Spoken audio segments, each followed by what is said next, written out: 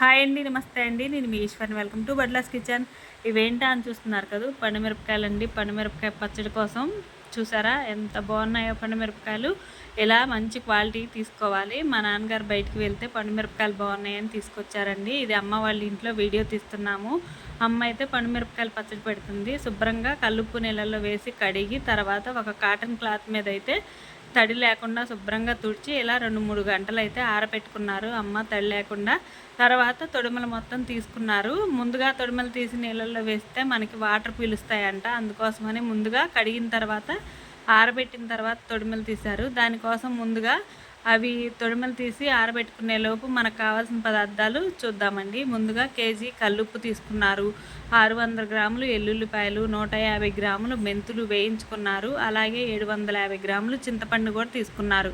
ఇత్తులు అవి మొత్తం తీసిన తర్వాత 750 గ్రాములు, పీచులు అవన్నీ తీసిన తర్వాత 750 గ్రాములు వేయాలండి. ఇది ముందుగా మీకు చూపిస్తున్నాను చింతపండు. తర్వాత మనకి పీచులు ఏమీ లేకపోతే 750 గ్రాములు, లేదంటే ఇంకొక 50 గ్రాములు పడుతుందండి.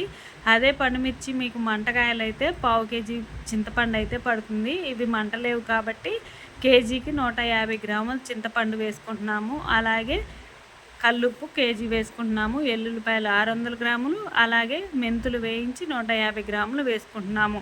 ఈ పచ్చడి చాలా రుచిగా, పుల్లగా, చాలా టేస్టీగా ఉంటుందండి. అన్నంలోకే కాదు, దోశ, చపాతీ దేంట్లోకైనా చాలా టేస్టీగా ఉంటుంది. మేము ఉప్మాల్లోకి కూడా తింటామండి. చాలా రుచిగా ఉంటుంది. మొత్తం తడి ఆరిపోయిన తర్వాత అమ్మ ఇలా పెద్ద కాయలు 3 ముక్కలు, చిన్న కాయలు అయితే 2 ముక్కలు కట్ చేసి పెట్టుకున్నారు రెడీగా.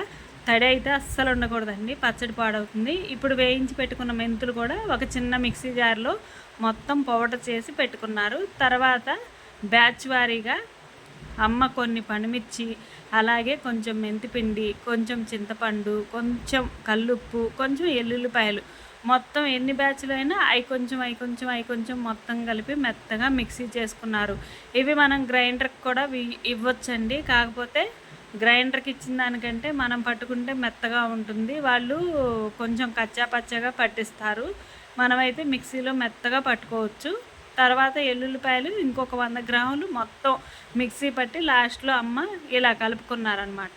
మొత్తం మిక్సీ పట్టిన తర్వాత మెత్తగా ఒక గిన్నెలోకి కలిపి తీసుకున్నారు. 3 రోజుల తర్వాత మనం తాలింపు పెట్టుకోవాలి.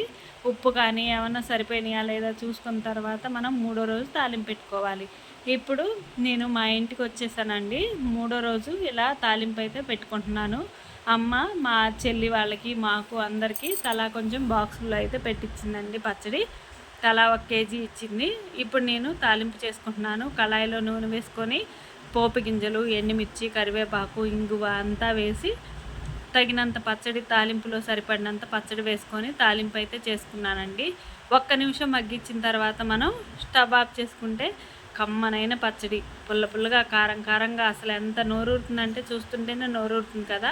వేడి వేడి అన్నంలో కలుపుకొని కొంచెం నెయ్యి వేసుకొని తింటే అదిరిపోయిందండి. పచ్చడి మటుకు సూపర్ ఉంది, చాలా టేస్టీగా ఉంది. మీరు కూడా ఒకసారి ట్రై చేయండి, ఇది చాలా రుచిగా ఉంటుంది.